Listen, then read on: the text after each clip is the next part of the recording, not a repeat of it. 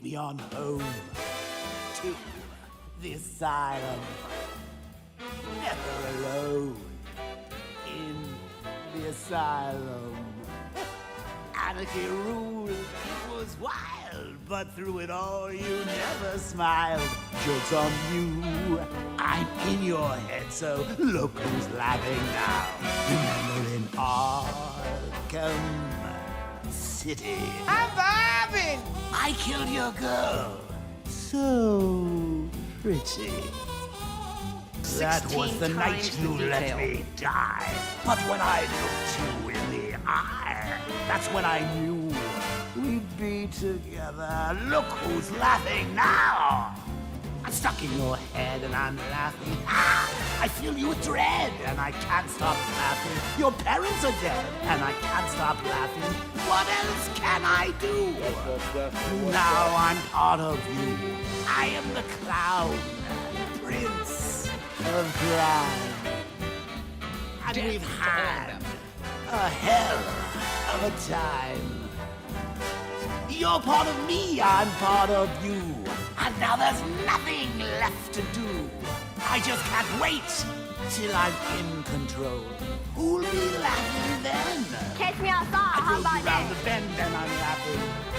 I'm with you till the end and I can't stop laughing. I killed all your friends and I can't stop laughing. Oh yeah. Think I can taste your fear. Now that my time is near. I'm in your blood, I'm so alive. I only wish you'd let me drive. It won't be long till I make you kill. Who'll be laughing then? Barbara's dead and I'm laughing. Jason Todd's dead and I can't stop laughing. I'm even dead and I can't stop laughing. What else can I do? Now I'm part of you. I drove you round the bend and I'm laughing. I'm with you till the end and I can't stop laughing. I killed all your friends and I can't stop laughing. I'm cock-a-doodle-doo. All because of you. I'm stuck in your head and I'm laughing. I feel you with dread and I can't stop laughing. Your parents are dead and I can't stop laughing.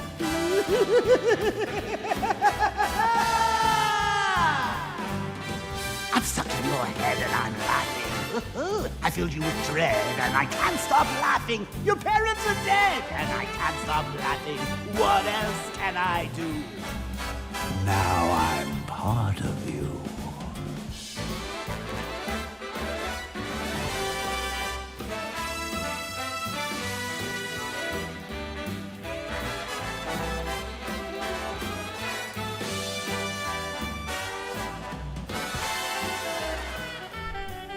Good morning, everybody. 'Tis another day where we're going to be miserable for your entertainment, as is tradition here on Luke Stevens Live. People are like, Luke, why? Why would you do this to yourself? Because it's funny, and that makes me happy. Even if I'm miserable, if it's entertaining at how terrible it is, that still is entertainment even still, you know? And I think we should revel in that. We should celebrate that, I think. Yeah. I think so. This is, I'm not joking. This is probably going to be, based on what I've read on their like official whatever thing. Here, let me where is it? Activate source. Maybe. There we go. Based on what I've read here, like, this is gonna be mad painful. The first sentence is one of Gotham's newest and most ethical thieves. Like, if that doesn't already send up 15 red flags of how cringe this is gonna be, I don't know what will. It's gonna be painful. And I just need you to be ready. Because there's going to be a lot of, like, take that, Bruce Wayne, more like Bruce Lame, down with the billionaires. Like, it's going to be so annoying. And I just need you guys to be ready. So if you have like oven mitts or pillows you could duct tape to your hands, just get those ready, because the face palming is going to be coming out pretty hardcore. Okay, so just get ready. Let's get ethical. That's a good deep cut, Royal. That's good. Let's everybody get ethical now. Lawless is determined to use the skills of a master criminal that her father taught her to redistribute the wealth in her hometown. Wow, how slay. She's sending a message to the people of Gotham. They don't have to live in fear of the city's out-of-touch elites, like, say, billionaires running a massive multinational media conglomerate like, say, Warner Brothers. They don't need to fear them any longer, and her method for spreading this message is to live stream her heists for her adoring fans. Wow. And it's really weird because, like, you can tell this was written by, like, spoiled rich kids who are just, like, the most crazy, hardcore, extreme, anarchist, whatever. Because they even wrote her as somebody who was raised super wealthy, but that's not bad. Yeah, it's bad if other people are rich. But for her, it's okay that she grew up rich, because now she does rob people to maintain her wealth, but she's ethical about it. Figure that one out. Try to decipher that. I don't even know. They do allude multiple times to Dad Shot, to the idea that we're going to hear dialogue and some awkwardness between the characters, which could be interesting, you know. But even that, like, we thought there was going to be a big confrontation between this new Joker and Harley Quinn at the end of season 1, and there just wasn't anything. There was like 90 seconds of a cutscene, and she's like, I've decided to move on, and that's it. It was really, really pathetic, honestly. I wonder if people have already finished it. I wonder. Suicide Squad season 3 ending.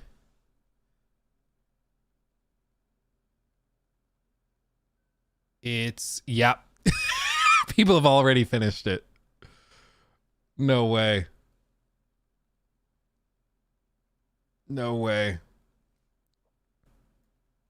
They have a 3-minute cutscene for it.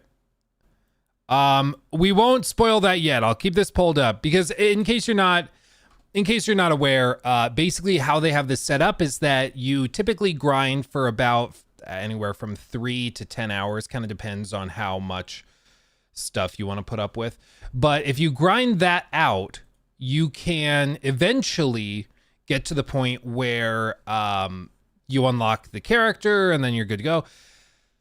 But it's weird because the way the season is set up, like, you would think you would get the character that you bought the season for, and then you could just play with them, right? Like, you would assume that's how it is. Let me do it this way. Boop, boop, boop, boop, boop. There we go. So you would assume if you bought if you bought a season, and the whole point is that you have a new playable character, that, like, the seasonal content is this, like, you know, it's all this, right? In terms of time, if this is like maybe 5 hours of content, right? The way they have it set up is that the new character comes in right here. So literally the last thing you get in all the seasonal content is the playable character. And all of this you have to play with the characters from last season, with everything else, like grinding the same missions over and over again. So if you're somebody like me who doesn't actually really, like, eat up the dry, repetitive gameplay loop and the same missions over and over again, and you just want to see the new character, you're just kind of, like, severely limited in what you can actually do. Which is really frustrating because they set it up this way intentionally because they want to push you into spending $10 to get the playable character, and be able to play with them in the new season, which I know, shocker. Like, can you imagine getting a new season and then wanting to play with a new character, which is kind of the whole point, but whatever. Whitest Rabbit, I'm not giving you $10 this time, Luke. Yeah, what we've done in the past few streams is people are like, dear God, stop grinding. This is miserable. Stop. And they throw $10. I'm willing to eat this myself. Don't you worry. Don't you worry. Because I don't want to grind this for 10 hours. I can already tell. If like, I don't think I have the strength. I'm going to be real. I don't think I have the strength. I've played a lot of really bad games, but I don't know, man. I just don't have the strength. AJ, thank you for the $5 tip through PayPal. Hi, Luke. Really like your vids. Very insightful, but I have to ask why I focus so much on bad games / negative news when there's so much good stuff too. It's just that it gets what most views. It's your job, so of course I get it too. I still make videos that are, at least we try to be uplifting and to be positive and to celebrate games that are particularly incredible or impressive. We do deep dives. We do I've started a series called like A Defense Of or In Defense Of, kind of trying to defend games that I feel like get a bad rap. So we've done that. And then we do other segments, looking at stuff that I think looks really good, like Crimson Desert or Kingdom Come Deliverance 2 or Monster Hunter Wilds. So we do all of that. But naturally, like, I think it's easy to see primarily the negative because that is what people tend to see. And that's what people tend to find really compelling because it's like an easy story to understand.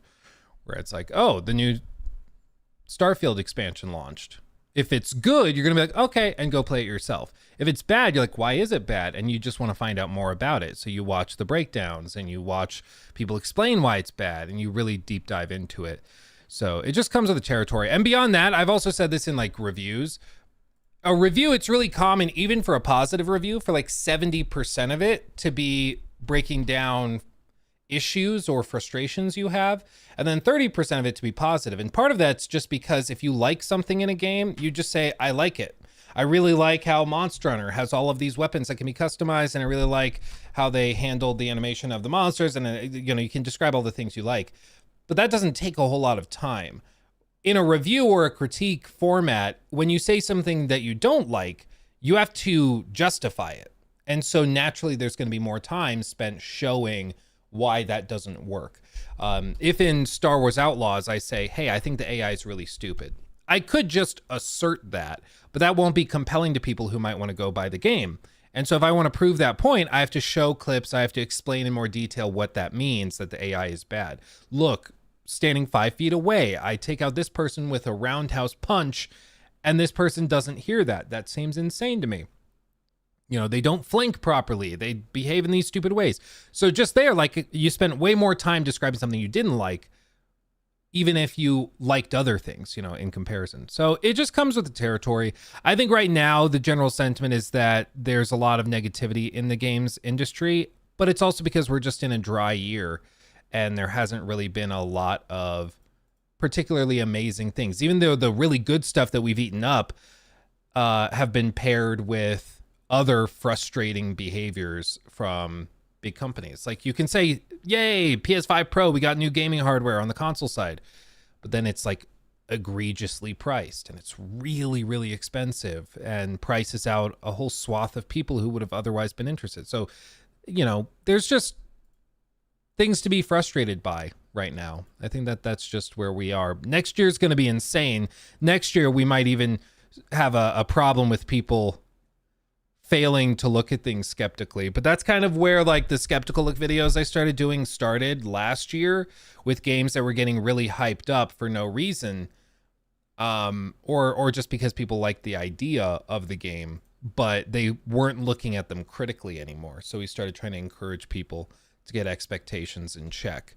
So it's a pendulum. It swings. Sometimes people are way like overhyping stuff. There's just too much like toxic positivity where you're not allowed to think critically about games. And then it can swing to the other side. And I think we're probably in that far side. But yeah. Space Marine figure looks awesome. Thank you, my friend Galvith. Thank you. I think so too. Shout out to Games Workshop for that thing. That thing's crazy. It's very, very pretty. I mean, come on. Titus, my liege. But thank you, AJ. It's a very good question, and it's something, you know, I'm very much aware of, and we are very conscious of, for sure. Okay, let me refresh this because it's not loading, and then we're gonna get into the game here in just a minute. I'm putting it off. It's like when you go to the dentist and you know that you're gonna have a really painful operation done, so you get in the parking lot, then you just sit there for 10 minutes, even though you still are getting it done, but you just want that little bit of peace before it happens, you know? Frank, thank you for the 5 as well. Would you ever consider doing an in defense of Halo Infinite? It's come so far. I think you really appreciate the latest iteration of Forge. Actually, yeah, it's something we've talked about. My brother/editor Jacob has been playing a good amount of the Infinite multiplayer, and it's actually on my docket. So yeah, I do want to I want to jump back into that and check it out, because I do think that's one where people just hand wave it away. Halo's dead because it's not like Fortnite levels, but you know, that's not even necessarily the standard. The standard should be whether or not it's good, you know. And a lot of the stuff that I've planned on doing, like in defense of, people have already swung back the other way. And like Odyssey, AC Odyssey, that's one I did a defense video of like a year and a half ago. And now that game, you know, kind of has a cult-like following. There's a lot of people who think that game's really underrated, which is funny. A lot of games are kind of like that, where they release, people hate it, and then 2-3 years go by, and people are like, actually, that was really good. Make more like that. It's like, you were complaining about it at the time, but whatever. Yeah. Okay. What do I think of Witchfire? I haven't had the chance to play it. I downloaded it, but that's one that I want to get into. Of course, we've been a little swarmed with the Starfield DLC and then with this today, but I do want to get into that. It looks really, really good, at least from what I can tell. Grandpa Eyebrows. That's such a funny name, Grandpa Eyebrows. That's so funny. Thank you for the 5. A bit off topic, but have you been watching this stuff with the Longshoremen Union strike? Yeah, so is my stock portfolio. Tell you what, not a great day if you were bullish on the market. Tell you what, oof de boof. But yeah, it's the point of a strike is to get people who have a lot of money sitting in the market to pay attention and give you what you want, and they're going to do that. That's going to work. So it's going to work. And then Frankie, where'd I get Frankie? Frank, thank you for the 2. Hell yeah. Hells yeah, indeed. Okay.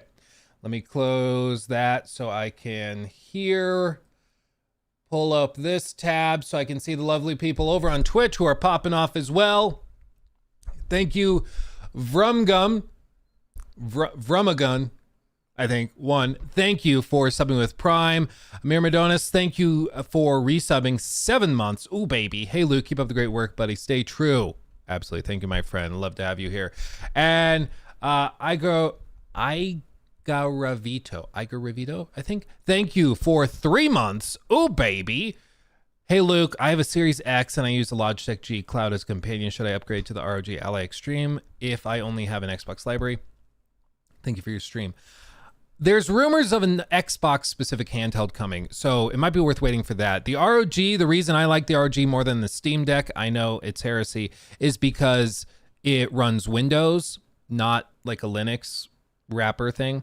And that's nice because you can run Steam games, but you can also have the Xbox launcher, xCloud, like all of Game Pass, Ubisoft's launcher, all like whatever launcher you want, you can have that working on the device. You can technically do it on the Steam Deck as well, but it's a real hassle to get it going.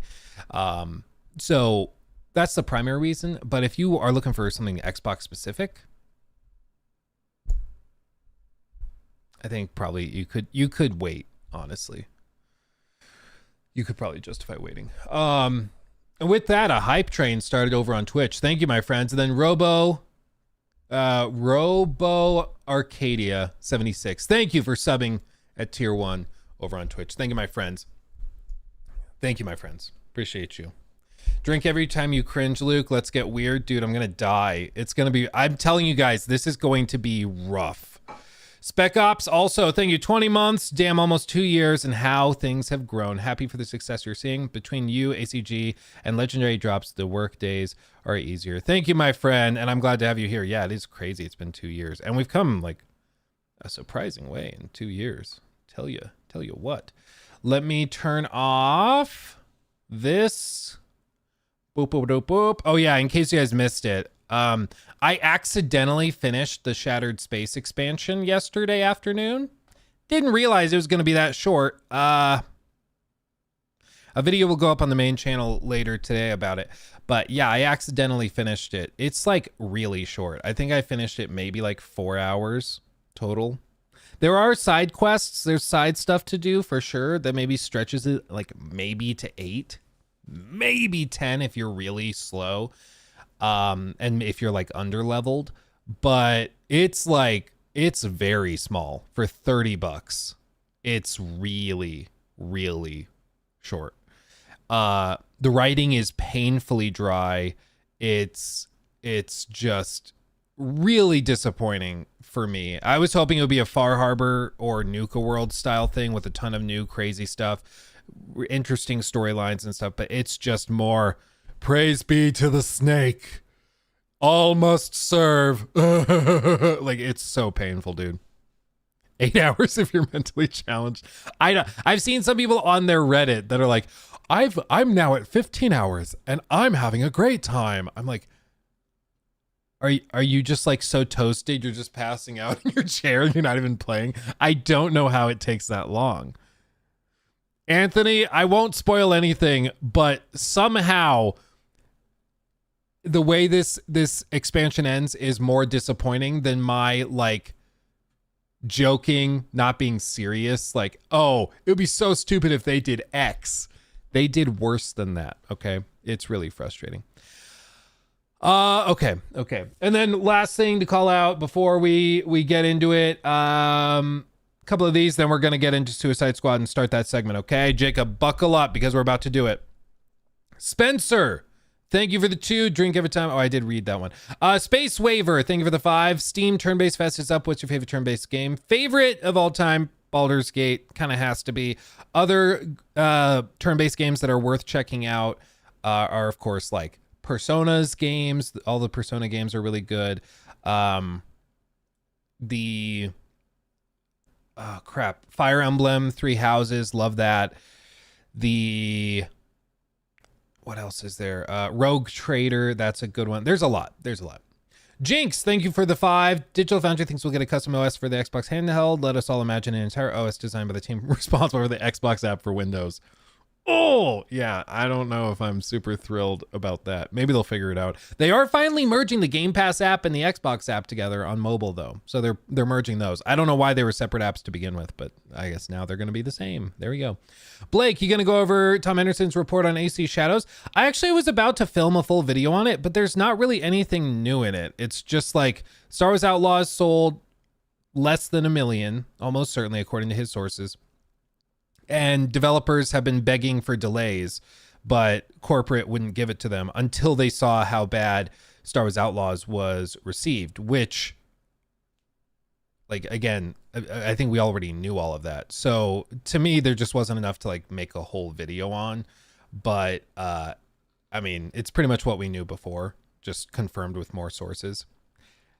It's no shocker. I mean, the devs know when the games are bad. The devs know when the games need more time. And they were telling Ubisoft corporate, give us time, delay this, don't put it out in the fall. Like, we need more time to get it ready. They're like, it does not matter. You will love it. We will put it out. The customers will love it. I don't know why it turned German.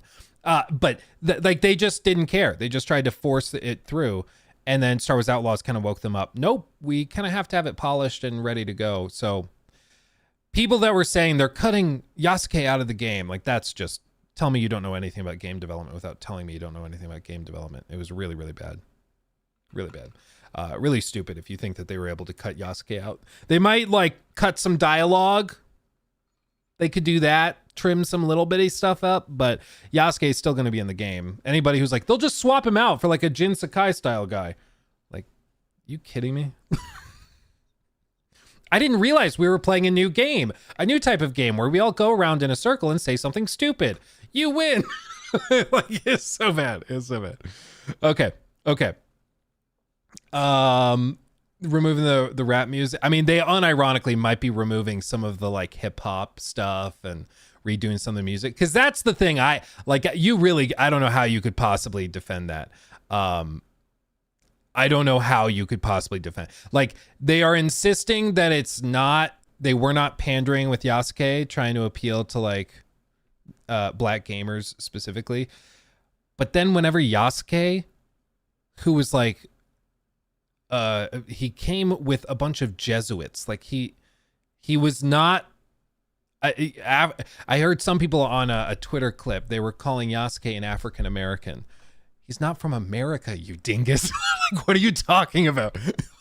It's unironically that thing from Bruno. Remember, he's like, I went to Africa. It was filled with African Americans. Like, they're just called Africans. No, that's not the correct term. It's African Americans. It like, that's the level of discourse we're at now, is people just have no idea what they're talking about. It's so bad. But anyway, whenever Yasuke comes on screen and it starts with like the hip hop inspired music, there isn't any justification. Like, I don't know how you defend that. It's so obvious and pandering. Like, it's just bad. So they may be cutting some of that stuff out, and that would be a good change. You know what? I would rather they cut that out, because it is really painful to see. But anyway, yeah, Bruno. I gave him like a traditional African name. What name? OJ. Dude, Bruno's something else. If you've never seen that movie, it is not for the faint of heart, but good God almighty, it's crazy. It's crazy. Okay, let's get to this, because there's a lot to talk about. Taylor, 15 months. Remember when your streams were around 400 to 500 viewers? Congrats on the recent growth. It's crazy seeing 1,700 viewers nowadays. Yeah, it's weird for me too. I'm going to be real. I'm also weirded out by it, but I'm just going to turn off the viewer counter number so I don't see it. And that way I don't freak out about it, because otherwise I'll just freak myself out. As you do. Killer Romeo 007 just gifted a sub over on Twitch as well. Welcome, Peppermint Nightmare. Thank you for the gifted sub. That's wonderful. Why are you playing the game again? Aren't you beating a dead horse at this point? Yeah, but it's really funny. So there's that. And if it's funny, that makes me happy. And you know what? If we're here together, there's 2,000 of us or whatever here on the stream. You realize, just in this stream right now, there is 10 times the number of people than playing Suicide Squad on PC globally.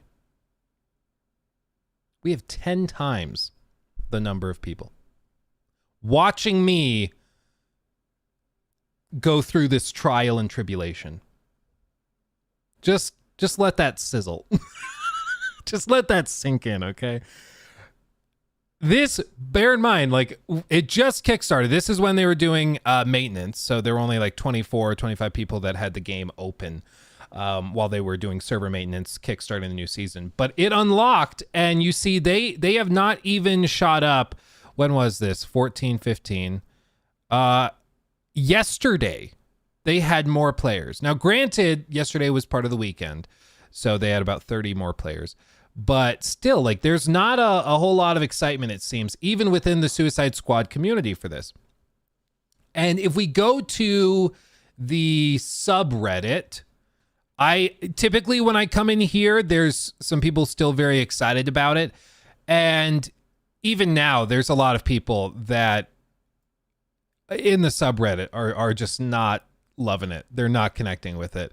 This character and her bio sounds like a parody. It literally sounds like Rocksteady is trolling. Hi, yay, I can't wait to play as an ethical thief in a group of bloodthirsty psychopaths. How much they paying you guys to play this game? All 25 remaining players are going to love Gotham. I hope she plays well. I really enjoy this game. Oh. Her intro was kind of lame. I don't know. This is nothing exciting. I'm more excited for new gear. Catwoman set doesn't synergize with Two-Face, but does with Black Mask. It's strange. There's a lot of strange things about this. Now, if you have not heard For all of the people here, just a quick recap in case you're not familiar, okay? In case you've not heard, the bio they released a day ago, so yesterday morning, for Lawless describes her and tells players what they can look forward to, okay? Now, one of the main complaints people have had about this game is that they feel as though the characters are more focused and designed around being slay and cool or hip, or some people might use the term woke, even though, you know, I don't think we have to use that term to describe how terrible this is. I don't think you even need to go there. It's just bad. You would think that maybe they would be like sensitive to those critiques and be like, okay, let's tone it down a little bit. Nope, we're doubling down. The first sentence, okay, you ready? Again, oven mitts on. If you have pillows, maybe sit on your hands because the face palm will be overwhelming. It will be very much difficult to resist. One of Gotham's newest and most ethical thieves. Nope. Lawless is determined to use the skills of a master criminal that her father taught her to redistribute the wealth in her hometown.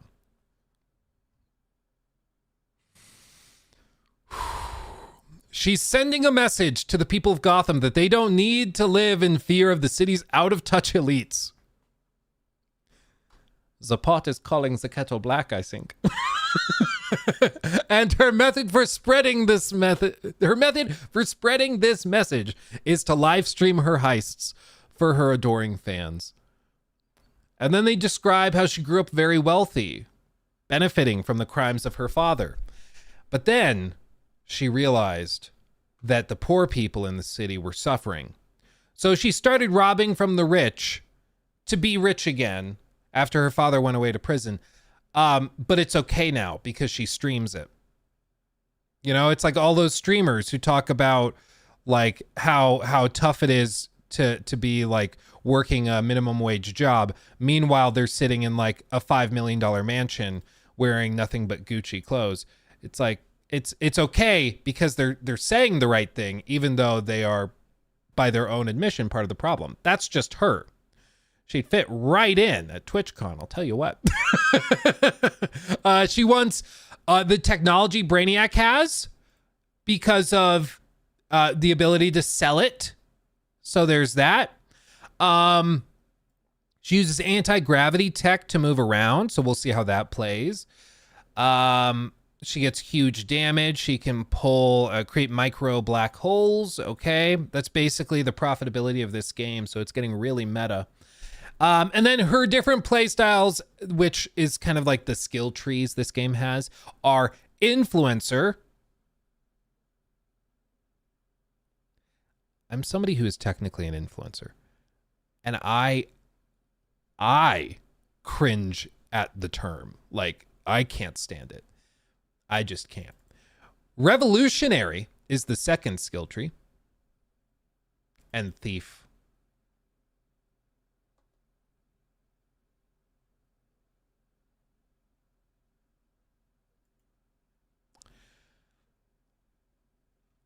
So here we are. You might be thinking this sounds terrible, but you have to remember, this kitty has claws, okay? You may think that this sounds bad, but that's just your lack of imagination. And frankly, it's insubordination and churlish. And we're not going to stand for it. So we're going to try it. We're going to try it. We're going to rise above creating black holes, using anti-gravity to move around. It's going to be okay. We're going to manage, okay? We're going to manage. So, if we just do this, we're going to learn about ourselves. We're going to learn some stuff today. We're going to get learnt. Oh, man.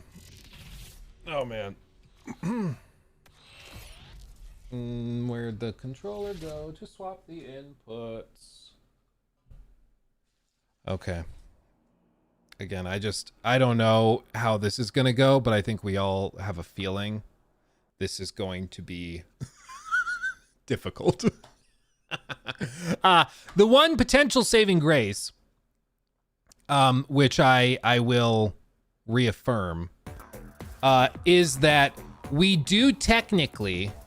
Now the signal's dead. Did it just crash the Xbox? That would be so funny if it did. Garces donated $4.99 through Super Chat. It might have. So you're saying that Lawless is the modern-day version of Theodore Lagerfield Jr. Nice. I don't know who that is, but maybe. I don't know who that is. Are you tempting me to Google it? Is that the thing? Oh, no. Oh, it's starting. Hold on.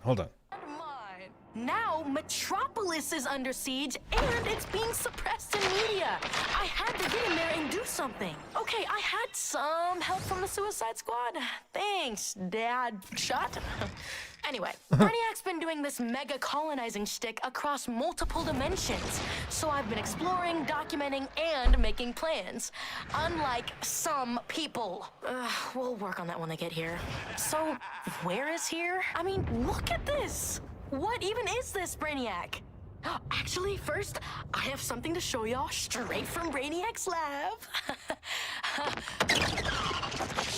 Woo! Oh, I'll be back. We're supporting some great charities this month. Mods, drop the info links. This message is for Deadshot, Floyd Lawton.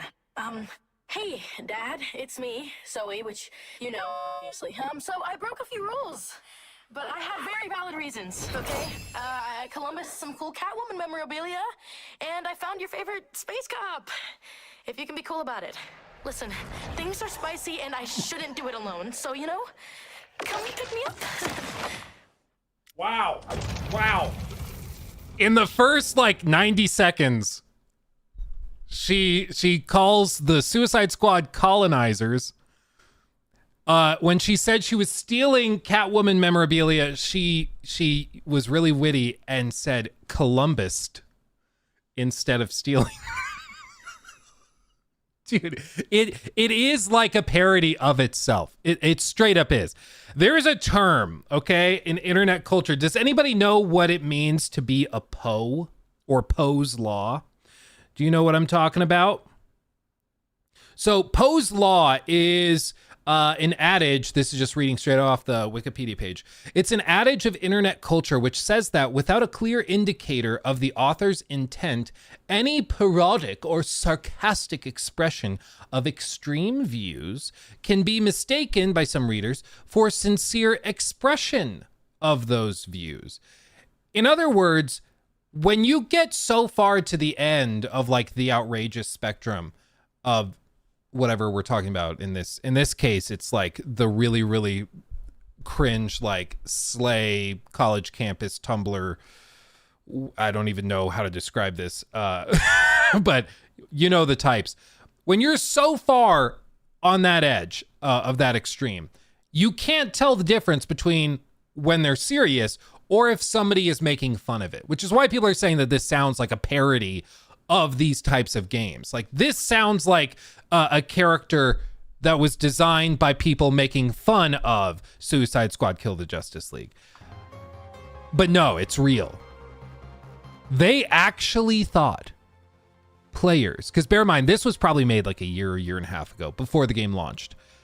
They thought that Suicide Squad Kill the Justice League would not just be successful as a game, but that people would be coming back to the game to play as Lawless. Or they knew people wouldn't connect with this, and they didn't care. Because it wasn't about getting you the best possible product. It wasn't about getting you something you wanted as a gamer. It was about teaching you something.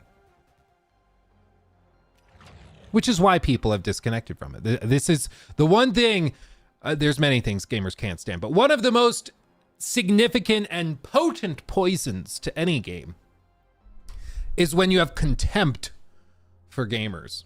when you talk down to them, when you act as though they are the problem. And if they don't like it, it's a them problem. It's okay, well then we're not going to buy your game. Dark Knights in Fear World Elseworld. Travel to the newly discovered Fear World Elseworld for 6 new incursions. Okay. So does Lawless not have her own Elseworld? Skull Ship, once you reach the recommended Thieves rank, it's time to take Brainiac, fight Mayhem, take this latest iteration to provide window Lawless needs to escape the Skull Ship and aid the Suicide Squad with its stolen anti-gravity tech and electrifying playstyle. So we have to grind to level 40 to get there. Okay. Straight into the action. Episode 5 Thieves. Okay. Loading. For whatever reason, whenever the game loads on Xbox, it like disconnects and reconnects 15 times. So it might take a minute. So at the start, what do you think? It is somehow worse than I was expecting.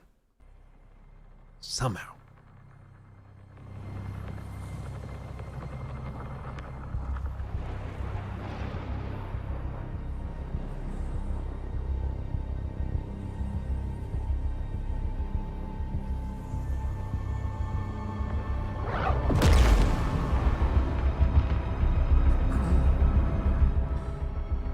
The season is themed around We Catwoman. have intel on a new Brainiac dimension. A world completely steeped in fear. Is it full of vampires? Ooh, those are very scary. You seen spiders? Ask Boomer sometime. He's an expert. You two, focus. And stay that way, goddammit. As I was saying, this intel comes from the vigilante Lawless. Lawton has a bit of a personal stake. Why? Not like Lawless is his mom or his kid or something. George, please use your reasoning skills. Make contact, see what Lawless can do for us. And Lawton, you will not compromise this mission. Got it? Oh, so Lawless is his mom.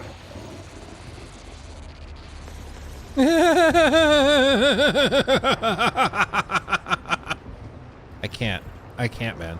So, this is how the season is expected to go, okay? You basically start with the squad from the last season. You grind out Elseworld missions or various missions like you see how like you'll there's basically 2 battle passes that are going at any given time. Once you level up a particular battle pass, you gain access to the big mission, which unlocks the new character, but you have to grind for that. For me, in my opinion, it's not particularly interesting to do that with characters from previous seasons. So what I'm going to do is I'm just going to get Lawless by throwing $10 at them. And I will be one of the 3 people that are doing it. And then we can just try it and move on. Do as I say, not as I do. I just don't have the strength to grind this out for ages. Here we are. This is Lawless. Do we have like a description? View Ready to try talents. one of... Your brain chemistry is fascinating. Let's tweak it some more. I don't know. just no. Just no. Mr. Boogle, for your sacrifice with the $10 super chat. You're too kind. Mr. Boogle donated 10 Canadian dollars through Super Chat for your sacrifice. Thank you, my friend. Thank you. I figure with this, I have, I throw $10 at them. I'll make a lot more than that in these videos. And then it spares everybody else out there from having to grind this out. I swear to God. Okay. Boop. You ready? Are you sure you wish to purchase this? No. There should be a button that's just, I don't have a choice. They have skins as well. Look at these skins. Okay. The ones for Mrs. Freeze are like this. Unbelievably bad. Like, this is a $10 skin, by the way. Just to keep that in mind, okay? You can wear a mason jar on your head while looking like some sort of weird... You remember Codename Kids Next Door? The mustard guns? Was it number 2? Whichever one was like the big guy with the yellow suit. You know what I'm talking about? Grandpa That's basically what this is. donated $10 through Super Chat for Mr. Boogle's sacrifices. For Mr. Boogle's sacrifices. Thank you for the 10 as well. You guys are too kind. Manga Furry, what a name. Thank you for the 10 euros. Wow, this is a peak origin story. Give Rocksteady a promotion. Yeah, I think they're getting promoted right out of their jobs.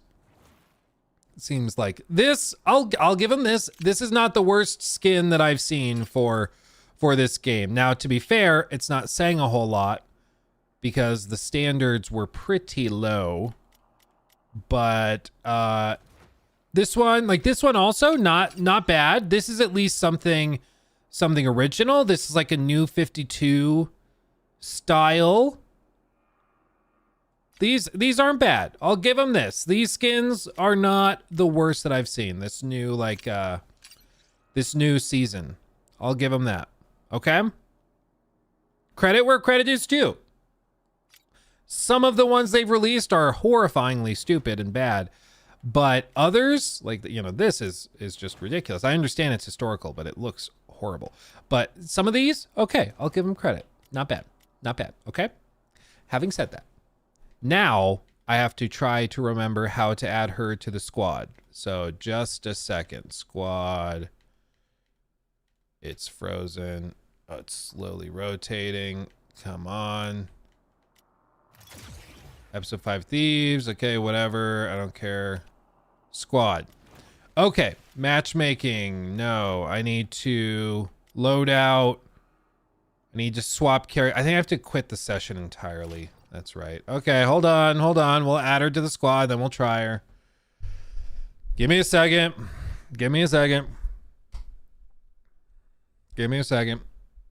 Man, what creatures does Mr. Freeze care? Well, it's just there was never any question, and this is the problem I've had with it. There was never a question of whether players would like the characters, and that's my like the bigger problem I have with it. They just never stopped to ask, do people actually want this? Does anybody want this? It was never a concern. Nobody ever thought about it. Okay, let's do it. Let's see, Lawless, what you got. I wonder if there's going to be unique dialogue when you're actually in missions with Dad Shot. Or if it's just not going to be there. I wonder. The budget squad. Why isn't Catwoman the character? People like her. I mean, I think we all kind of know why Catwoman is not in here.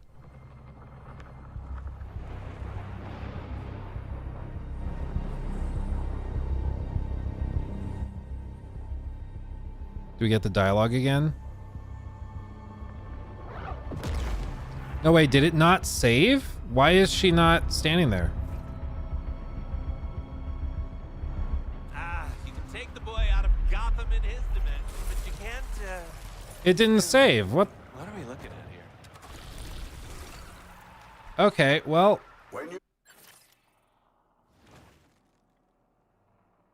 Okay, that's weird. It's just bugged. Okay, I guess we'll go back. We have to back all the way out.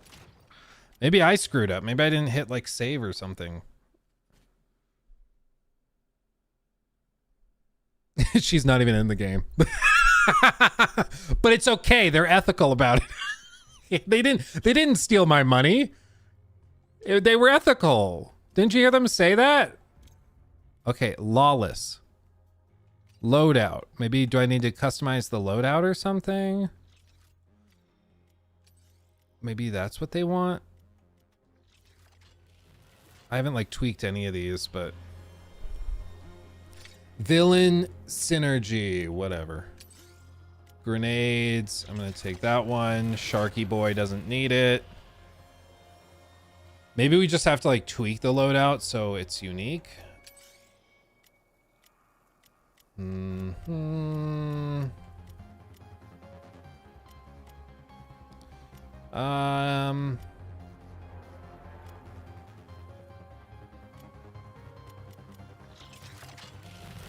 Do this one. Okay.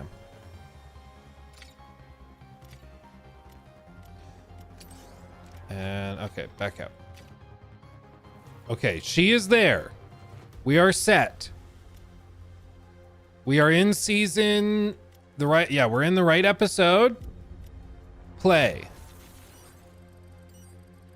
This is definitely how it was before. Hands in the air like you just don't care. I'm not changing anything.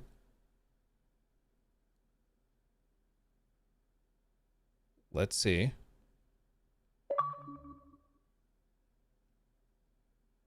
Holy shit, we actually just got a sale in the shop. Oh wait, it was Luke Stevens. Yeah, that's probably what's happening. Okay, let's see. Did it work? Or is it Mrs. Freeze again?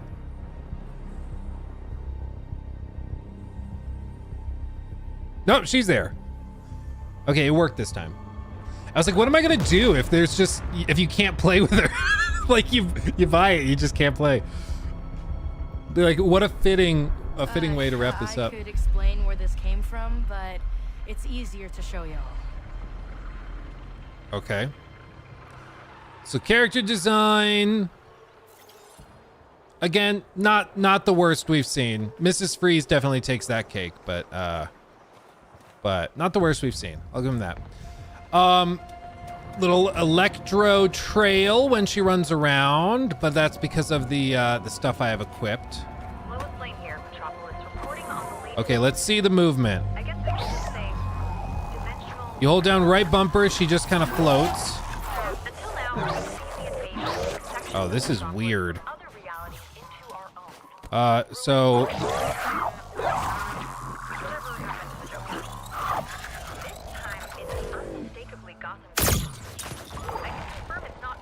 and left bumper to float. Yeah, this is weird. I think the reason it works this way is because she's built around being a sniper. So I think most of this is tied up in like staying stationary so you can land snipe shots.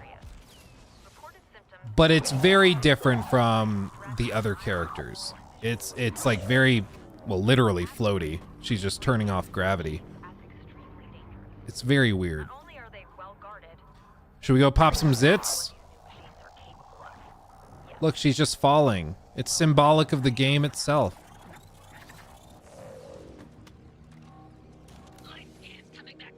Boop. Oh, right as I walk into a wall.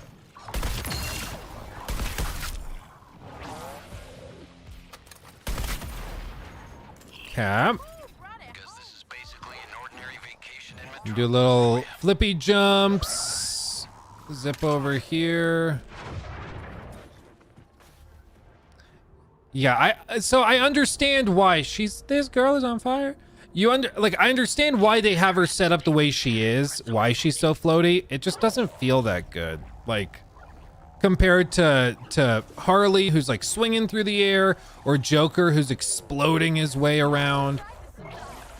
It just doesn't feel that great. I can kind of understand why they didn't put videos of her movement all over the place like they did for some of the other characters. It's just not as interesting.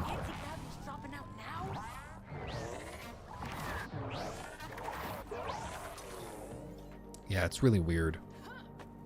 I don't really like it, if I'm being real. But I mean, is anybody that surprised? Is anybody that shocked? Did you see? Breaking news. Luke didn't really like the movement. How weird. How strange. Couldn't have seen this coming. Shoot the zits. Okay. Well, I guess we should do a mission before we just totally give up. Let's see. Just falling forward. Lego DC supervillains, dude. I love me some Lego games. I don't care what anyone says. People are like, oh, they're for kids. I love them. I eat them up.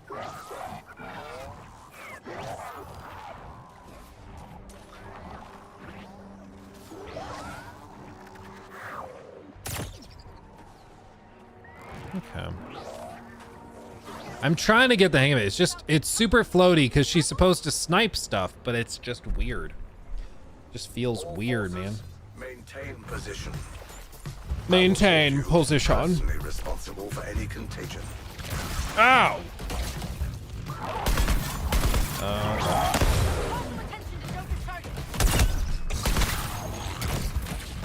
Jesus! Leave me be! I was about to say, ooh, it's good to be back, but that's not true.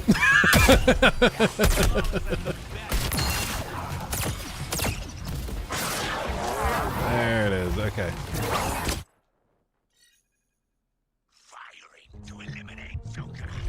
What was that? What was that?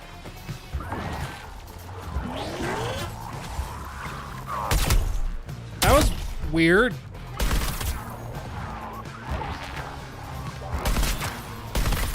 They're like, okay, we didn't want to do servers for this this season because it's getting really expensive. So instead, we're just going to run everything off of an Ouya we had sitting in the closet.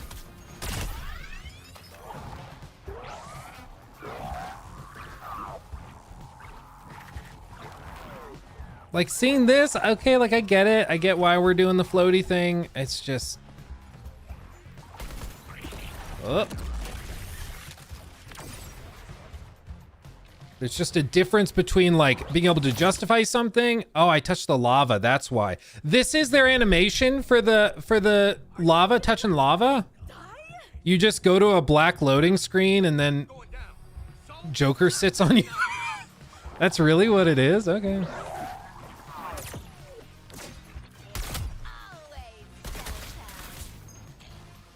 Okay, whatever. Bold choice.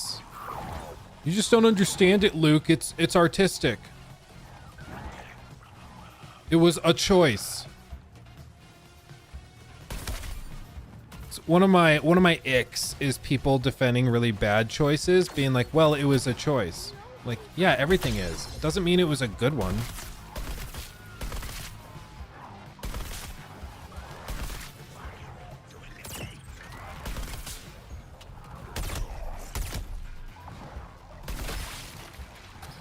Just kind of floating around.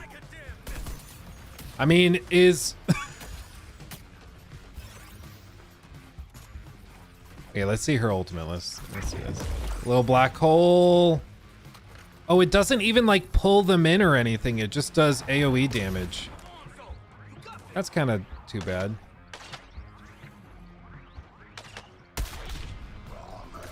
I was kind of hoping that it would be... I was kind of hoping that it would be like more like, oh, everybody's pulled into the center and then you throw your grenades in or something. But no, it just does like a little AoE pop. Okay, whatever. You love it, right? It's somehow... Okay. It's somehow worse than I expected it to be. Because, like... Even for Mrs. Freeze, just so everybody's aware, for Mrs. Freeze, there was like things were like snow themed because it was supposed to. Remember, the game was supposed to launch like last year, and so the Mrs. Freeze season was supposed to be the Christmas winter season. Joker was supposed to be Halloween, and this would have been, I guess, like spring going into summer, which is why it's just generic Catwoman. It's nothing like specific. And so like all the seasons don't really make sense to begin with, but at least Mrs. Freeze changed a good amount of stuff with the map. Like there was snow stuff. There were things like that. But for Lawless, as a character, she has so little to do with anything except for Dad Shot. All they've done is they've tied in little nods to the Arkham series and to Catwoman, even though Catwoman's not in the game, which they've done before. Like, I think the season 1 thing was all like themed around Scarecrow, even though he had nothing to do with anything and he wasn't in the game. You couldn't find him, couldn't fight him, couldn't play as him, nothing. And so it's just very disjointed. It feels very, very weird. Like, I would rather play as Scarecrow than Lawless. Like, I maybe Lawless is a really cool character and I just don't know anything about her. But even people who I think are pretty familiar with Arkham stuff, or with DC stuff rather, even they are like, Lawless? What? Who? Like, we get the clock tower, very Arkham City looking clock tower. Okay. Very Gotham. But even this, like, this is it. It's just plopped here. It just sits here. There's nothing else. It's just enough to make you be like, oh, I wish I were playing that game. That's all it does. It's like, oh, yeah, I wish this were that. That's the extent of it. I don't know, man. It's just, at this point, like, we know what this is. We know that they're just releasing the stuff they already had built, and then they're going to be abandoning it. That's not really a surprise to anybody, but it's still just so shocking to see how little work went into this stuff. How little thought, like, and the thought they did put into it was for, like, her story as like a streamer influencer or whatever. It's just so insulting and stupid and dumb, and I just, you know, some people are like, you know, we focus too much on the negative. Maybe we should focus on, like, celebrating how difficult this game was to make. And I get that, like, drum circle, let's all sit around and sing Kumbaya and just enjoy gaming and blah, blah, blah. Like, I get that. But these people are charging $70 for this game. It still is $70. I know it was available for free for Amazon Prime days, whatever. I get that. But they're charging $70 for this. At that point, I don't care if the characters are, like, super slay and cool, and if the characters are, like, anti-rich person, whatever. This is coming from a multi-billion-dollar corporation that doesn't care about you, okay? You're not, you don't have to defend them, okay? It's okay. You'll be fine. Again, I'm just kind of surprised that there's not more to her black hole ability than just, like, a big grenade. It's just so lazy.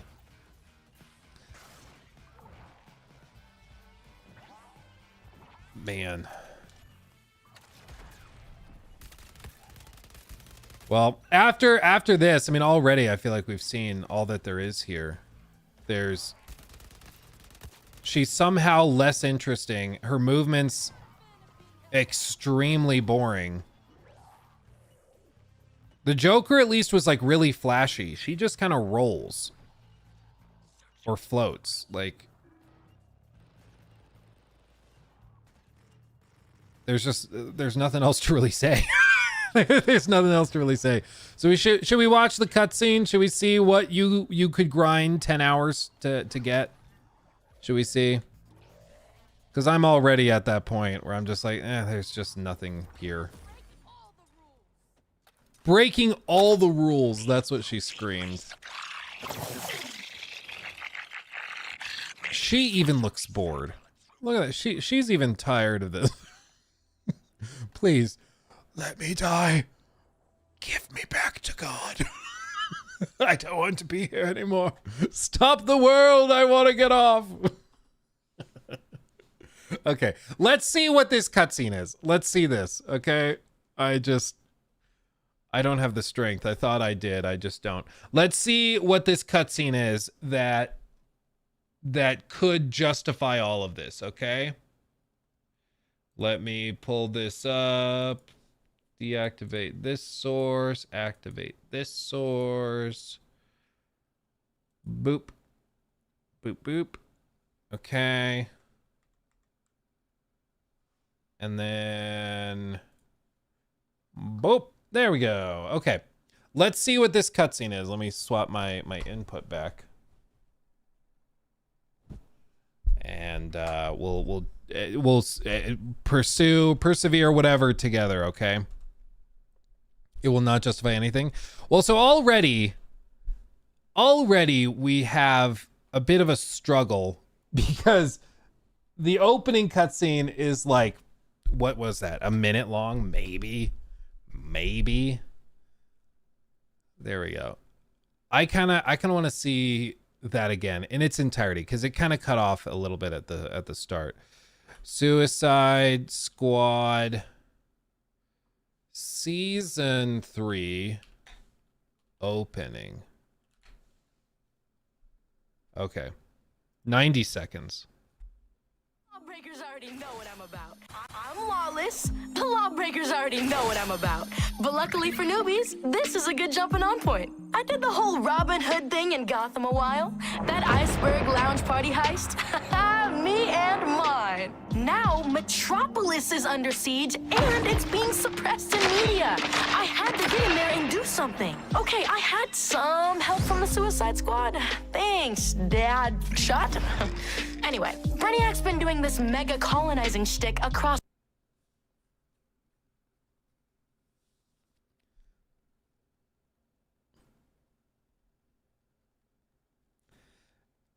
Like, again, hundreds of people worked on this. And no one thought this would be mocked. There are people that talk like this, but nobody wants to be their friend. Nobody wants to hang around them. Like, the reason I was so excited to graduate from college was so that I wouldn't have to hear people do this weird, like, virtue signal. Everything is part of some grand scheme of a, like, it's exhausting. I want to play video games to get away from the struggles of class injustice and of wealth disparity and what else did she say? Colonize. I want to play video games to get away from the troubles of this world and to just live weird power fantasies of playing as members of the Suicide Squad, beating up Brainiac's forces. That's what I was looking for this game. But instead, they're like, no, we're going to do this weird rambly thing, and then you're all going to sit there and enjoy it, and then snap in agreement. Multiple dimensions. So I've been exploring, documenting, and making plans. Unlike some people. We'll work on that when they get here. So, where is here? I mean, look at this. What even is this, Brainiac? Actually, first, what even is this is a great question. Something to show y'all straight from Brainiac's lab. Woo! I'll be back. We're supporting some great charities this month. Mods, drop the info links. This mess. So yeah, she robs and thieves, but she does charity streams, so it's okay. Messages for Deadshot, Floyd Lawton. Hey, Dad, it's me, Zoe, which you know, obviously. So I broke a few rules. But I have very valid reasons, okay? Columbus, some cool Catwoman memorabilia.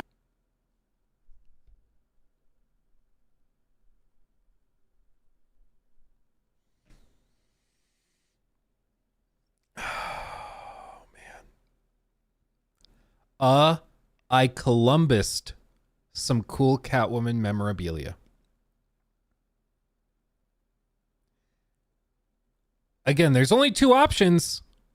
Either they actually thought gamers would connect with this and be like, she said Columbus. How witty. They thought people would do that. Or they knew the reaction would be like this in chat. And they didn't care.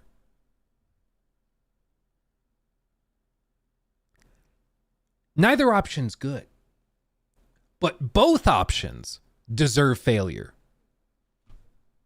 And I think that's the point of all of this, is no matter how you explain away this whole mess, not just like Lawless as a character choice, and the writing and the weird like contempt for gamers and all that, but just the whole Suicide Squad phenomenon. No matter how you explain it away, the only conclusions you can reach are ones where this failure is well deserved. I don't feel bad for a second after all of this crap. Like they have worked. They didn't just like stumble into failure. They worked for this failure. They pushed for it, man. Yeah, they Columbused my joy right out of playing this. Yeah, and I found your favorite space cop. If you can be cool about it. Listen, things are spicy and I shouldn't do it alone. So, you know, come pick me up. Okay. Now be strong, guys. We're going to watch the ending. We're going to watch the ending, okay? This is what you grind hours for. Already I can see the comments on this.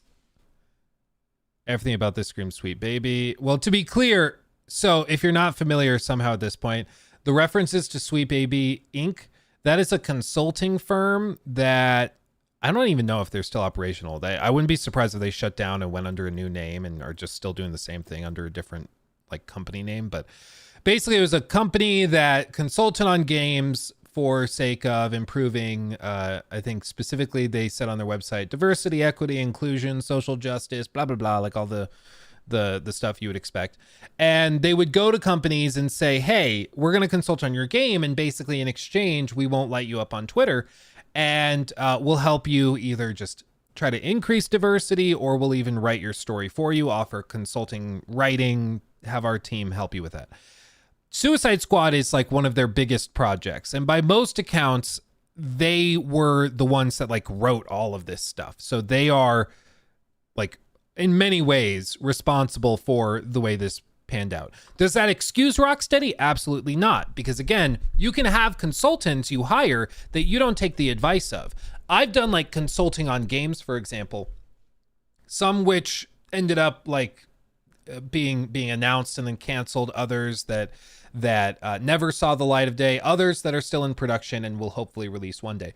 But one of the things I consulted on, I'm not allowed to be specific about this, so I'm sure you understand, but one of the things I consulted on, they were doing something that I considered to be very anti-consumer. And I told them, like, this is not going to go over well if you try to do this.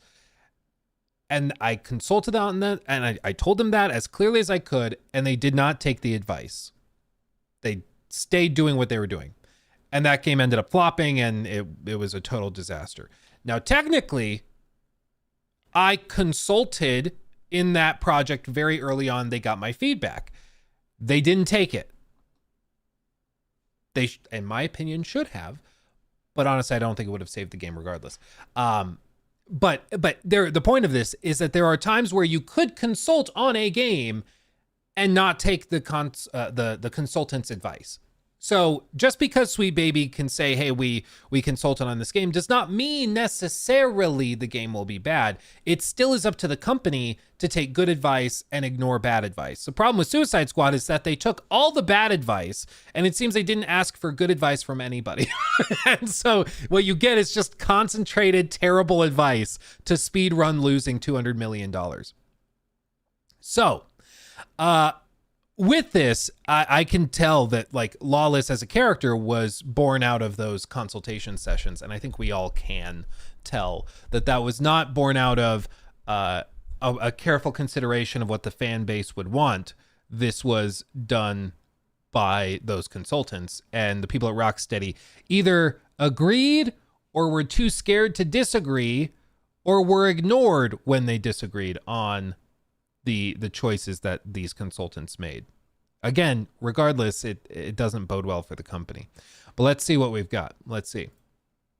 Listen, we go in there. We tell Waller we're not letting her do that to any kid. Any more kids. Welcome to Task Force X. Zoe Lawton. Ugh, here we go. This is low. Even for you, Waller. Hello? I'm right here? Ugh, that is so like you to go right past me. I haven't asked anyone to do anything I wouldn't do myself in this situation. I certainly haven't compromised my morals. Maybe you're just projecting. Zoe is 13 years old. You can't just... Dad!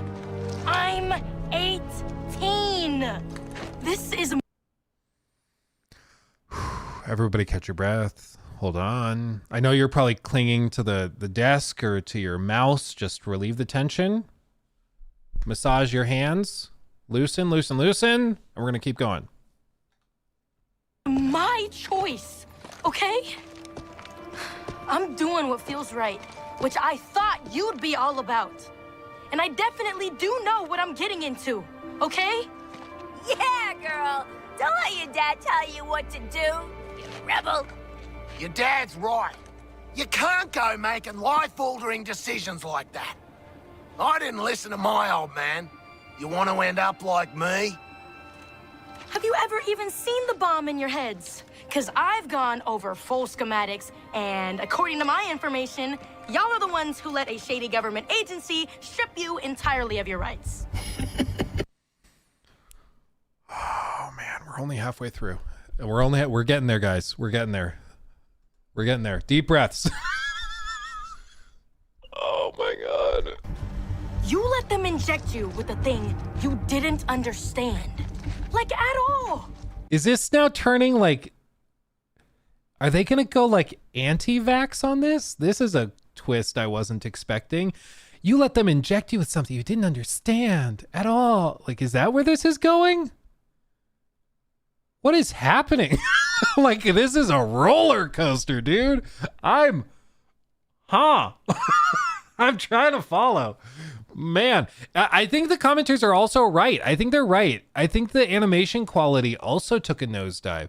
Like, you notice how they keep cutting away from like close-ups on like her face, on a couple of the characters' faces whenever they're having like strong emotions.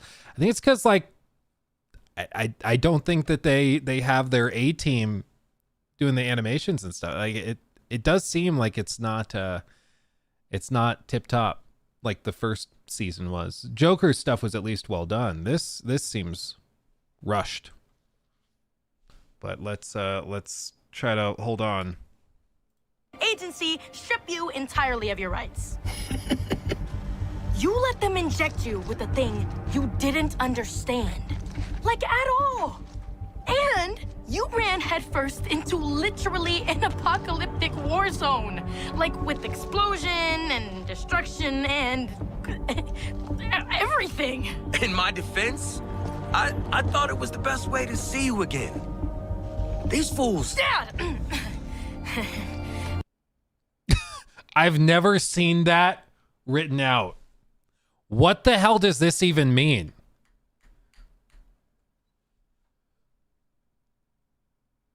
Someone wrote that into the script. What does that even mean? Sucks teeth? What? Do they mean like seething? Who in the history of humanity has ever said sucks teeth? Like, I have never in my life seen anybody say that. I never in a book, never in subtitles. I've never seen somebody refer to that as sucks teeth. This is wow. Please, this is important. Okay, your bodily autonomy, right? I mean, what is even keeping you here? Ooh, largely fear of our... What did that have to do with anything? She's throwing out bodily autonomy. It's like they just went on like, you know, what are like the buzzwords we could say? Let's just throw them out. Yeah, sure, whatever. This is important. Okay, your bodily autonomy, right? I mean, what is even keeping you here? Ooh, largely fear of our boss. And you, progeny of Floyd Lawton. Why do you fight?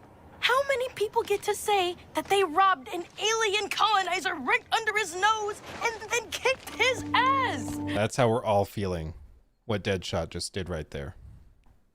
That's it. That's the feeling. Yep. Very accurate. Basically, just me. Z, this isn't something you can just undo. Like, Didn't hurt any more than my first tattoo. you have a she's tattoo? cool. You have more than one? Girl, you hate needles. Hope it's not for an ex.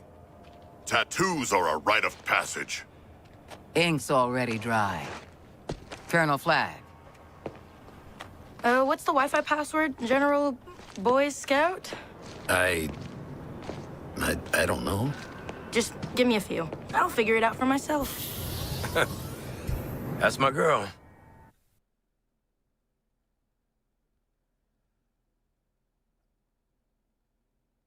Waller out. Yeah.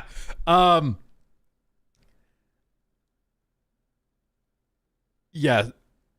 It makes me want to suck teeth, I guess. It's, again, somehow worse than I was expecting. Like, the Joker, just kind of cringe, but not like ridiculous. Mrs. Freeze, like, I don't think the gender swap was necessary. I don't think it made the character any more interesting.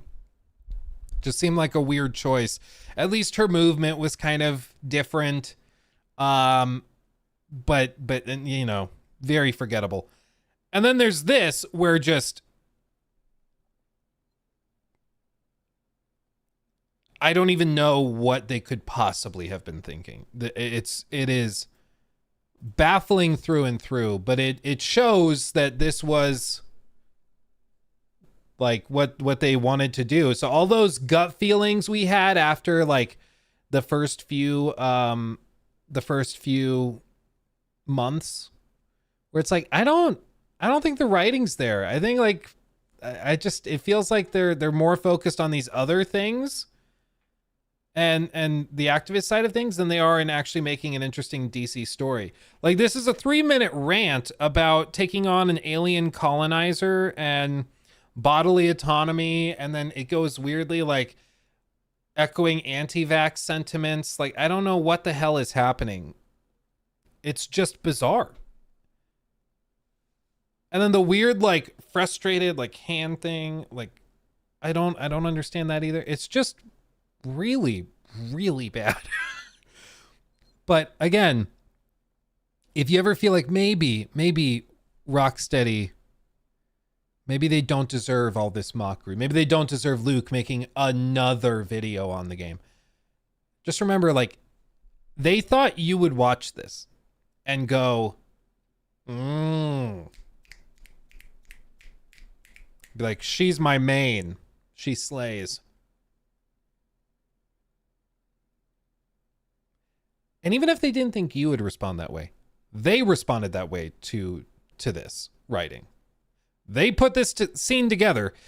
They all wrote it together. They blocked it together. And then they recorded it together. And then went through waves of editing and blocking and setting up the camera angles and all this.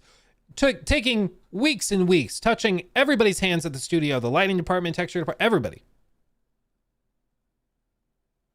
And not once did somebody step in and go, guys, what are we doing? What is this? It was never a concern. It was never a concern. Again, this last bit where she just screams out laughing, it's really weird. You fight. How many people get to say that they robbed an alien colonizer right under his nose and then kicked his ass? Basically, just me. Z.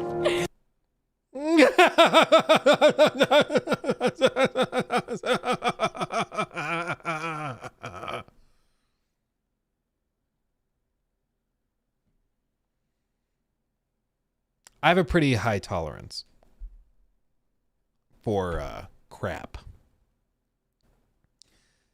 I if anything, the last year and a half, I've made a decent living checking out games that are good, and then also checking out the games that release that are absolute dog water. And this one has gotten to the state of like, there's not even much to say. It's just a parody of itself at this point. It's so cringy. I can't tell if this is supposed to be like the people within the team decided to turn the dials up and make this even more cringy so that they could nuke its performance even worse and get these people fired. Like, I don't know. But perhaps the main takeaway should be that everybody within these studios, everybody at these big companies, they are looking at Suicide Squad. They're looking at Concord. They're looking at these massive flops, and they're trying to figure out why it's failing and the overwhelming negativity surrounding them. Same with like AC Shadows as well, the feedback around that. And the one thing that these big groups and executives care more about being perceived as cool by their grandchildren is money, through and through. And so no matter how slay a character like Lawless may be, if she's going to lose them $200 million, at some point they just have to move on. And that's why, like, if you haven't heard the rumblings, like there's been pretty significant layoffs within Marvel. There's been layoffs within Disney's writing staff, where a lot of the people that would probably celebrate this direction have been slowly let go, producers being funneled out. And it's because it's not viable. If the audience hates it,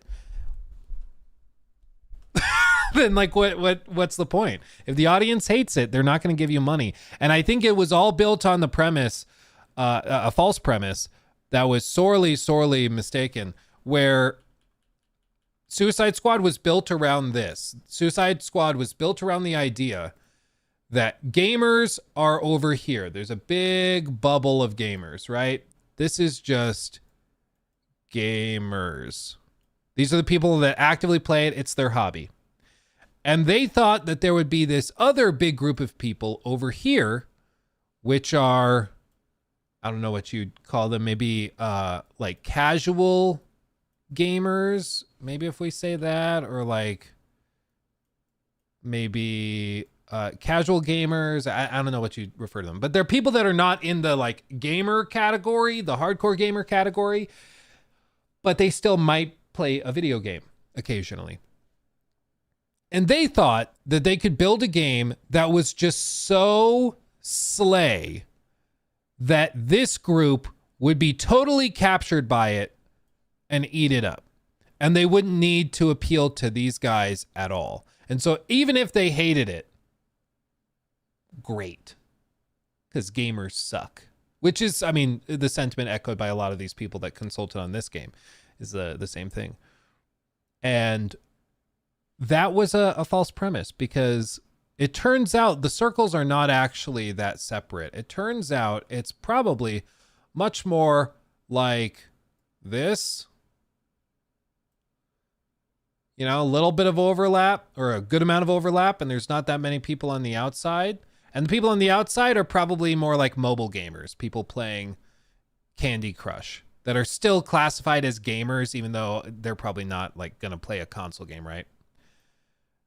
And so they just ended up pissing off everybody in this bubble to the point where there was no profitability to be found. None of these people were interested because it didn't look that good to begin with. And it's just the false premise of, hey, even a mediocre game, if we have these like boxes checked, those people that fit in those boxes will come and play this game. And it's just not true. People just want good games, regardless of what they look like, regardless of who they sleep with or how they talk or where they grew up or how wealthy they are. People are people, and they are more intelligent than just a single whatever identity. Like if they're a gamer, they just want to play good games. That's it. You know, just make a good game and they'll buy it. It's really not that complicated. But it was assumed that they could get around the problem of making good games if they could just appeal to these different little subsets. And that's just not the case. It just doesn't work that way. And I think they have learned the hard way. Let me catch up on all of these super chats and stuff real quick, because you guys have been very generous. Appreciate you guys. Temptation over on Twitch, thank you for subbing with Prime. Oyman TTV, thank you for subbing at tier 1. Ghost Liam 989, thank you for subbing with Prime as well. Major Dookie Juice 5 months. Love all the content. It's super cool to see the growth through the years. Keep it up, you cool cat. Thank you, my friend. I'm glad to be here too. Much love. And then I read off the Killer Romeo one. Thank you again for that. 3 months at tier 1, and then also giving out the gifted sub as well. That's fantastic. And then over on YouTube, Midicramarius, thank you for the 15 months. The Arkham franchise was made to do something better than those not so great movie tie-ins of the time, only to become horrible live service games. The Arkham franchise was made to do something better than those not so great movie tie-in games, only to become a horrible live service game. Oh yeah. No, they just quickly thought that they could cash in on this. And that's another thing. The initial narrative around Suicide Squad was that this was Warner Brothers executives forcing them to do this. Reporting later from like Jason Schreier, I believe, is who broke the story, said that no, this was their idea. The guys at the top of it, Sefton Hill and Jamie Walker, the guys that founded Rocksteady, chose to make this instead of another Arkham game. They wanted this. And that should kind of seal the deal. Let's see. Where was I? Let's see. Ika Gang, maybe? Thank you for that. Super chat. Rocksteady's out of touch and delusional. Yeah, I mean, I don't think there's another conclusion to be reached. Dominic Towery, thank you for that. $5. The Budget Squad. Yes, indeed. Iron, thank you for the 5. You'd ask for Catwoman, but get the male counterpart of Captain Feline. Enjoy the thought. You're all welcome. Captain Oh man. You would just get Chris Chan or Christina. I can't keep up with it anymore. You know, Chris Chan. You get them dressed as like a cat going meow, I think. And that's all you'd get, and you'd like it. Gwen, thank you for the 5. Did you know the term superhero was owned until recently by Marvel and DC? Oh really? Oh, they trademarked it? Wow. Grandpa Eyebrows, I saw that too. Basically took the concept from Gravity Rush. Yeah, like anti-gravity movement sounds cool, but they somehow found a way to make it even boring. Cyboy thank you for the 2. Any armpit honor? I don't know, and I don't want to look. Joaquin Pedersen, thank you for the 20 months. Solid Crusader Legacy for Eternal. Oh, thank you for the 10. Hey Luke, hi. I'm from Virginia. I was curious if you have been watching the Penguin series on Max. I'm such a big fan of Batman and Sophia Falcone and Sophia Falcone doesn't. She becomes the Hangman in the comic book piece. Batman and Sophia Falcone. Oh, I'm a big fan of Batman and Sophia Falcone. Doesn't she become the Hangman in the comic books? I don't recall. I've not watched the Penguin show yet. I'm waiting till it's all out and then I'll binge it. That's kind of how I do it. That's kind of how I handle it. Josh, thank you for the 5. You guys remember the villains from Borderlands 3, how they were all streamers and came off really cringy? Yeah, it's also assuming that, like, I think what they thought would happen is by making Lawless a streamer, they thought, oh, so streamers will be represented and they'll want to stream the game. I guarantee you that's what they said in the studio. They said, we'll make a streamer player character, and therefore, streamers will cover our game and then we'll get more coverage and make more money. Never stopping to question whether or not streamers wanted to play the game to begin with based on its quality as a game. Like, again, it's so I don't even know what the term would be. Simple-minded. You know, it waters people down to just their most basic subtitle, you know? It's like, Luke, what does Luke like? Well, he's a streamer or YouTuber. So if we put a YouTuber or streamer into our game, he will therefore like it. And no, that's just not true. It's not true. Or if you're like, oh, I am black. Like, okay, we'll put a black character in the game. Then you'll play it, right?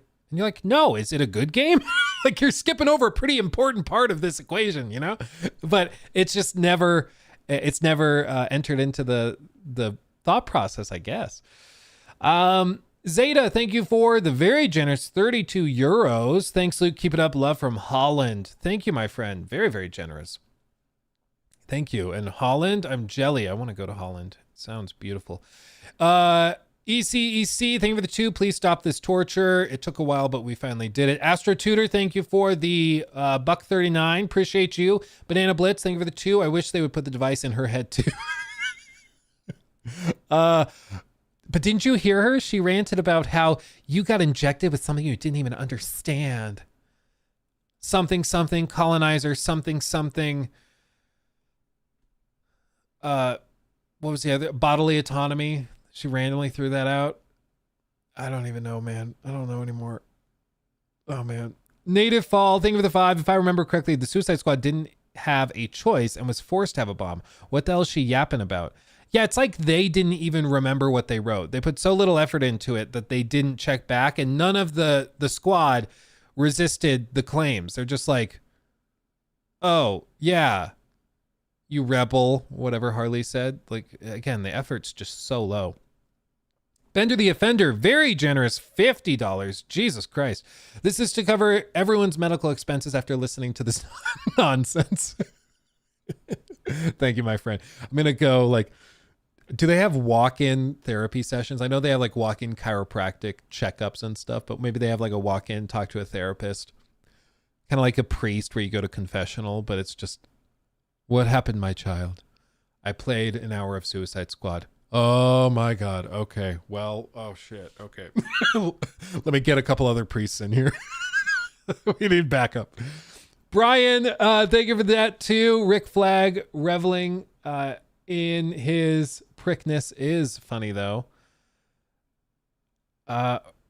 Reveling in his being a prick? Yeah, I guess. Bacon Boy, thank you for the 5. That cutscene definitely evoked some emotions, a lot of anger and disappointment. Yeah, see, it's games are meant to make you feel something.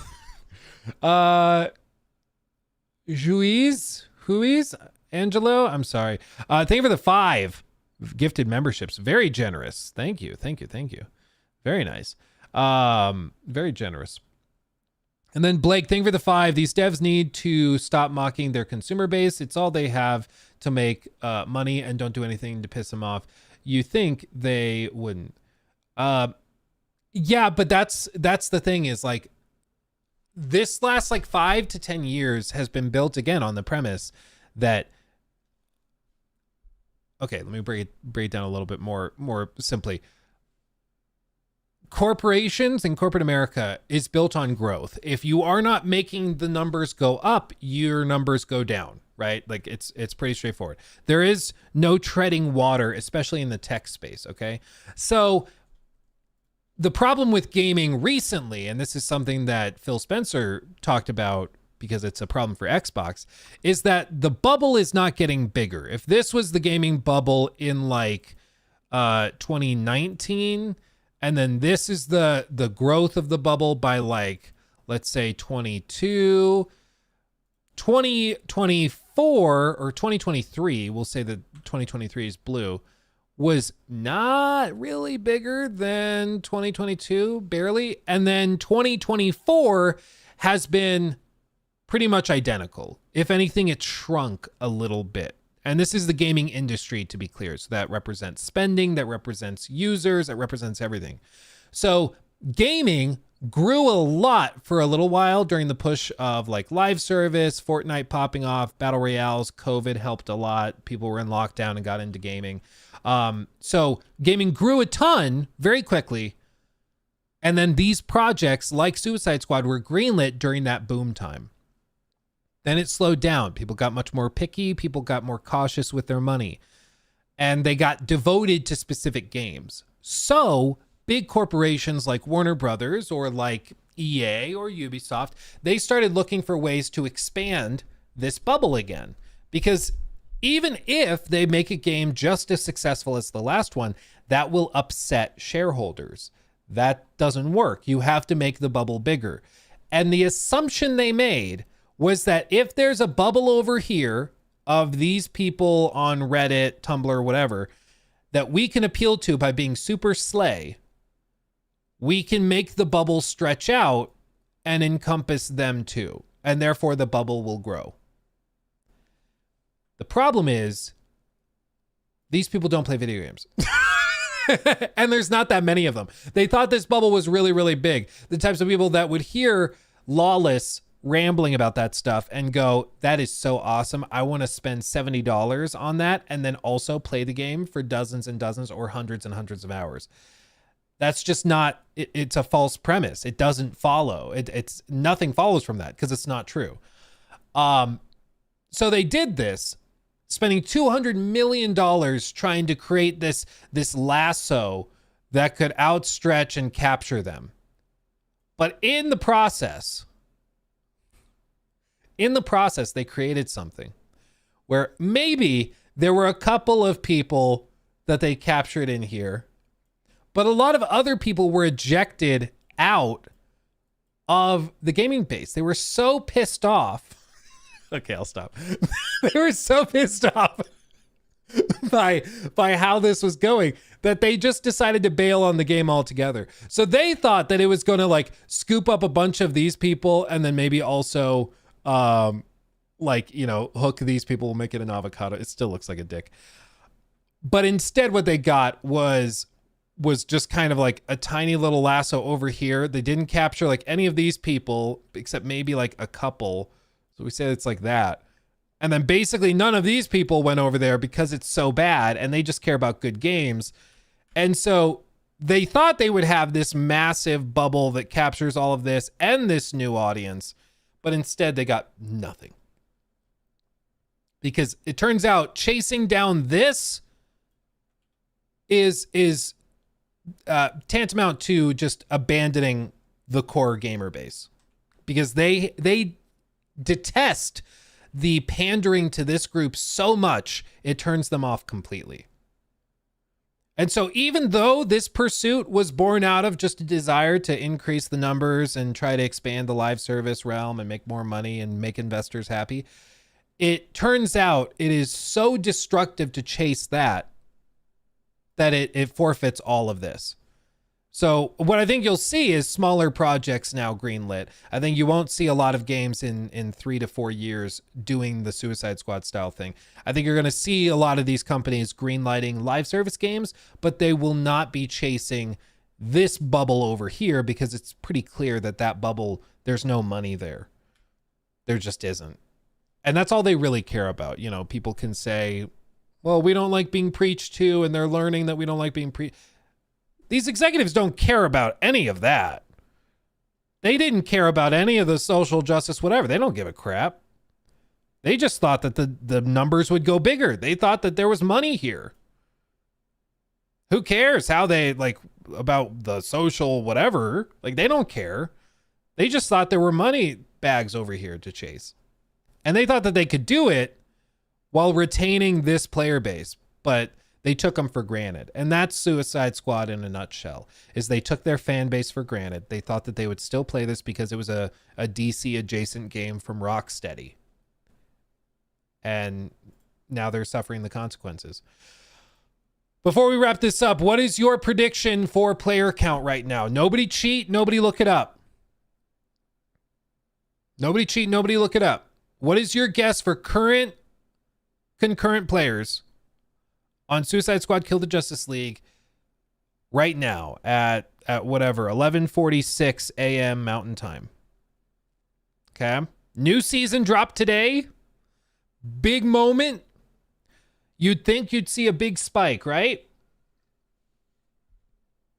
You would think. See a lot of people. One person and it's Luke. Yeah, to be fair, this is just on Steam. So I was just playing on Xbox, so I wouldn't even be counted in this number. But on PC, it should tell you a good amount.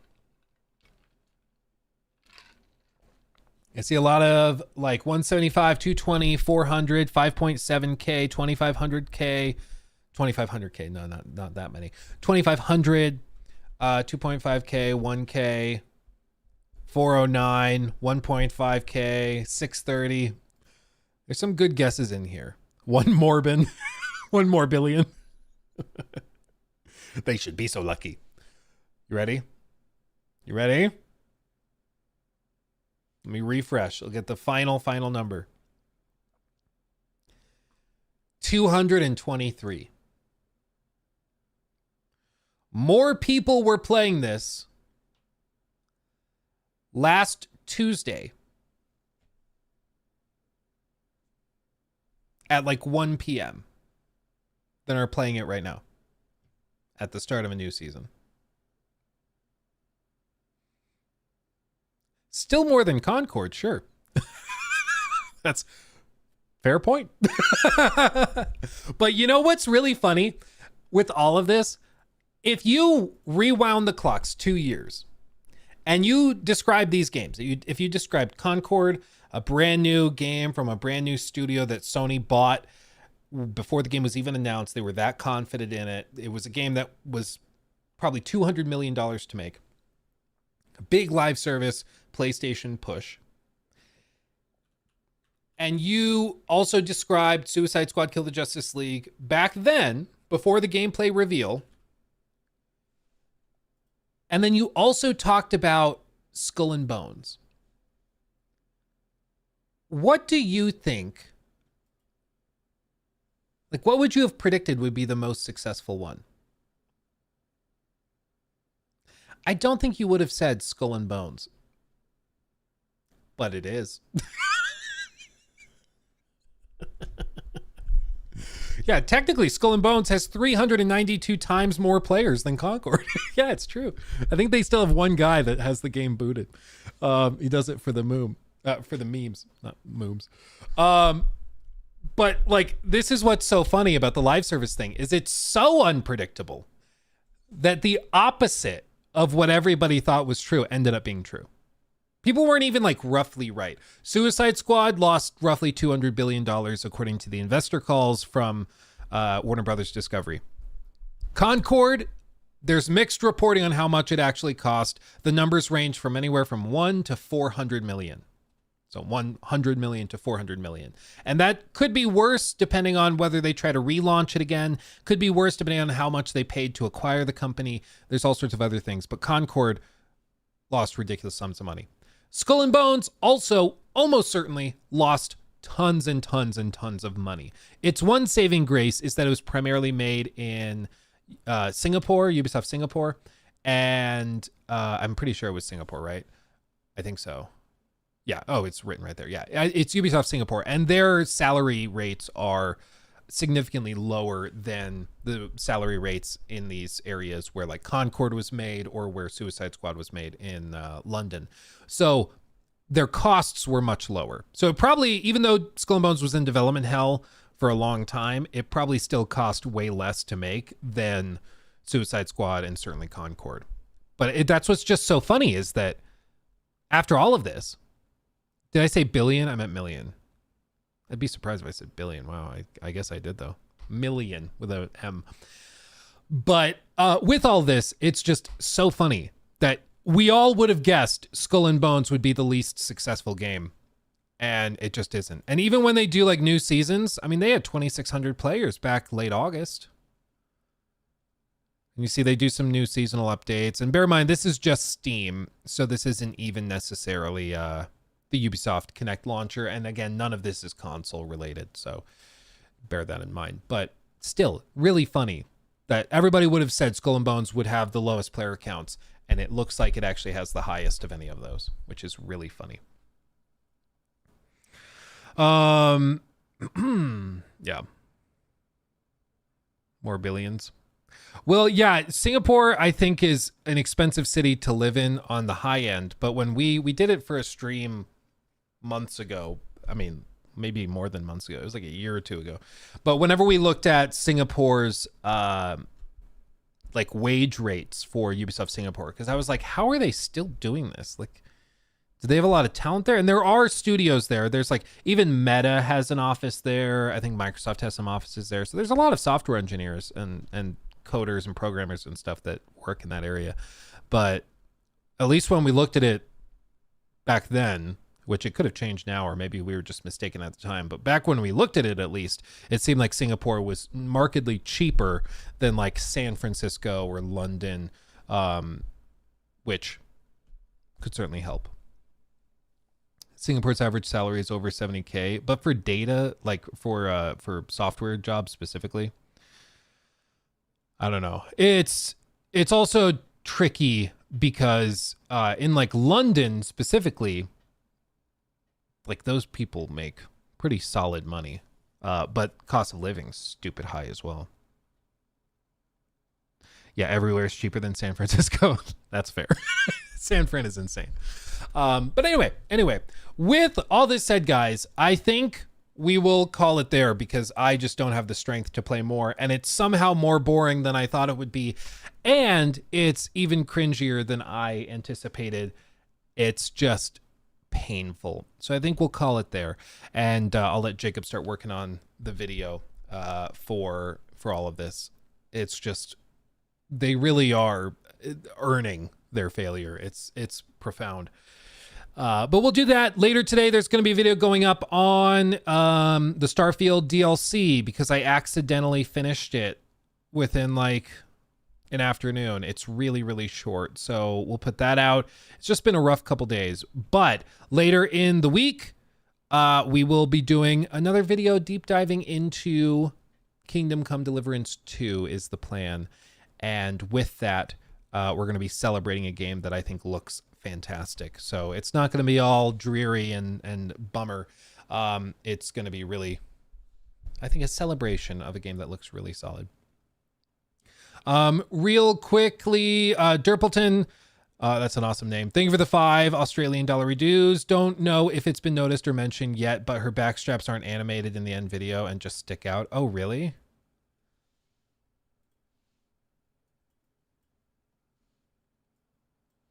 Hold on.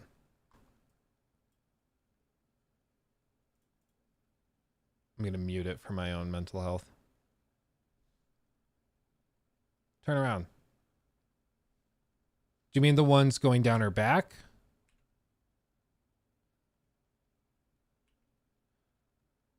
It's this talking with your hands. It drives me crazy. In real life, it does. Like when people talk to you and do the clapping thing to punctuate points, I'm like, stop it. It's so annoying.